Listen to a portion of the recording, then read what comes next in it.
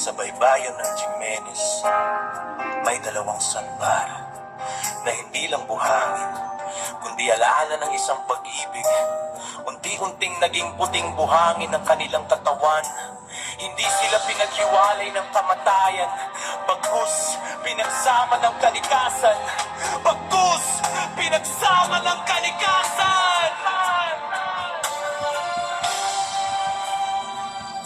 Sa karagatan ng Jimenez, sa ilalim ng bughaw na langit,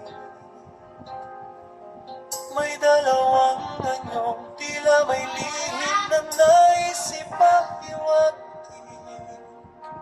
Isa'y hugis, pusong sandama, isa naman tila spermwe.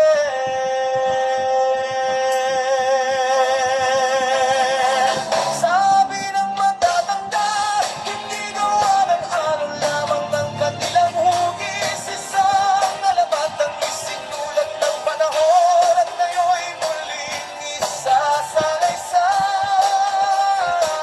Sabi ng matatanda, hindi gawa ng alon lamang ang kanilang hugis. Isang alabatang isinulat ng panahon at ngayo'y muling isasalaysay. Noong unang panahon, sa baryo Tapo o may binatang si Tunasan, mangingisdang matapang, tagahuli ng dambuhalang balyena o spermwe. Kayo manggi ang balat sa init ng araw, ngunit higit na makinang ang kanyang puso. Simple lamang ang kanyang pangarap, mabuhay ng marangal at umibig ng tapat. Tuwing linggo sa Pataglabis, dumarating ang dalagang si Taboracay, anak ng mayamang kapitan para taglay ang kagandahan at kabaitan.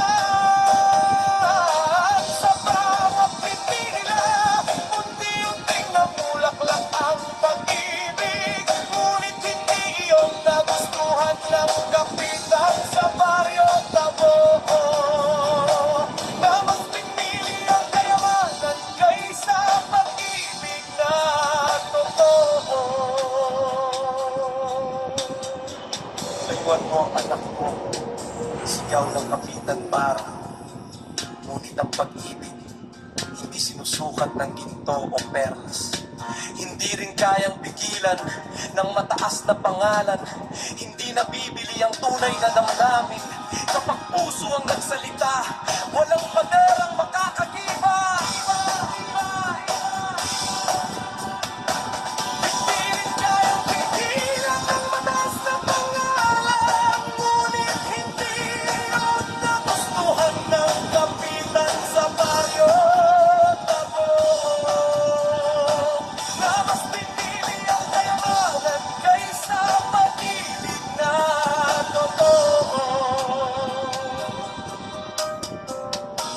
Hindi nabibili ang tunay na damdamin kapag puso ang nagsalita.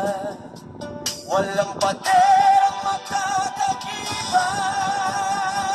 Hindi kayang pigilan ng mataas na pangalan, ngunit hindi yun nagustuhan ng kapitan sa baryo Tabo. Di nabibili ang tunay na damdamin kapag puso ang nagsalita. Walang pader ang makakagiba.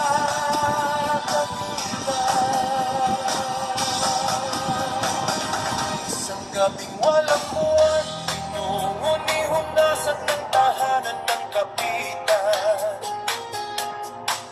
Bitbit ang huling handog, isang pambihirang tiyan ng balyena o spermwe.